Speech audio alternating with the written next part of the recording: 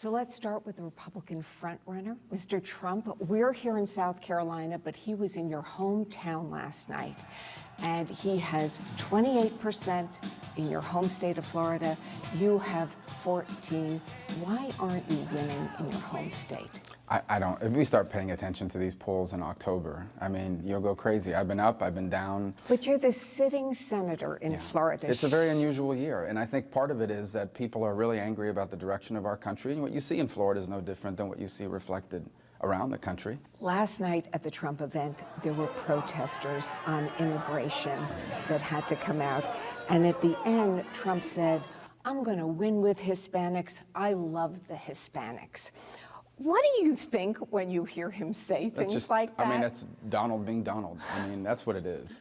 He is the front runner, though, and he hits you and Carson over and over again. He says you're weak on immigration. Is he more in tune with the Republican Party on this issue than you are? No, his rhetoric is a little louder, but if you think about where he was 6 months ago, his position on immigration 6 months ago was nothing like what he's saying now. And even what he's saying now is borders on the absurd. He's going to deport all these people, and then he's going to allow back in the ones that are good. His plan makes no sense.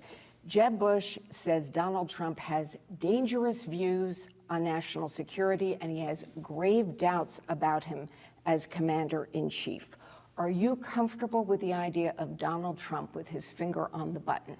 Well, I wouldn't term it that way. I would say that ultimately the next president of the United States on their first day in office must understand the threats that face this country and must have shown good judgment about what to do about those issues. Are you comfortable? Well, I'm not. The truth is, as I said in the debates the last time on CNN, I don't believe that up to this point in the campaign, he has clearly outlined a deep understanding of the issues before this country in a serious way. And obviously he has time to change that. We have more debates coming up. So right now he's not ready to be commander-in-chief. To this point in the campaign, he has not proven an understanding of these issues or the preparation necessary to be the commander-in-chief of the most powerful military force in the world.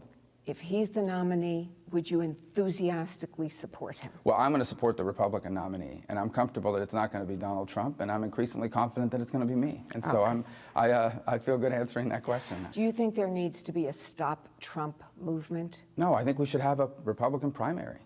And I think that candidates should go out and they should tell people who they are and what they're for, and the voters are going to decide. Marco Rubio criticism over and over again that you keep missing votes on the Senate floor, 43% of the votes. I know you say you're campaigning for president, but Bernie Sanders, Rand Paul, they've missed fewer than 10 votes. You're up at 59 or 60. Well, everyone needs to run their own campaign. I can tell you that in the history of presidential politics, people have, when they've been running for politics in the Senate, they've missed votes. And I'm not missing votes because I'm on vacation. But this many votes? Actually, this is lower than what other people have missed. I'm running for president so that the votes they take in the Senate are actually meaningful again. A lot of these votes won't mean anything. They're not going to pass, and even if they did, the president would veto it. The other day, though, you got up on the Senate floor and you said federal workers who don't show up should be fired. That's not what I said.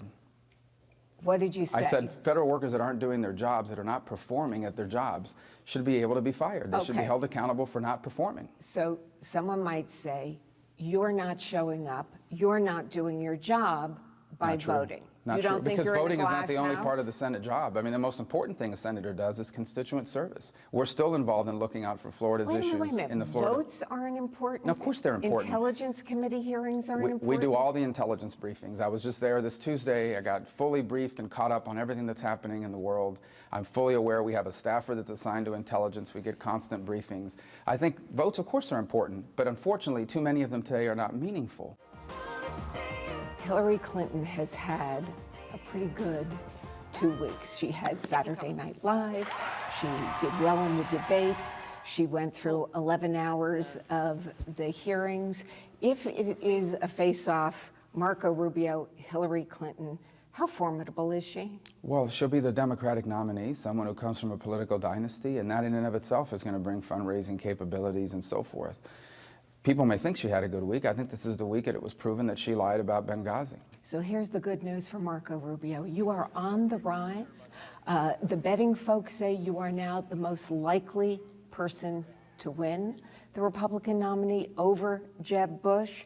Democrats say you are formidable, that they are scared of you. So why is it taking you so long to get traction? Well, first of all, none of those things matter. That's just campaign talk. It's like politics today is covered almost like sports.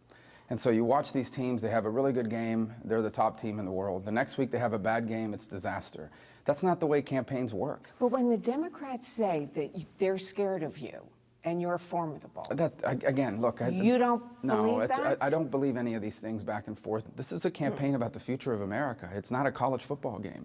And we need to take it seriously because the very direction of our country for the next 50 to 100 years is at stake in 2016.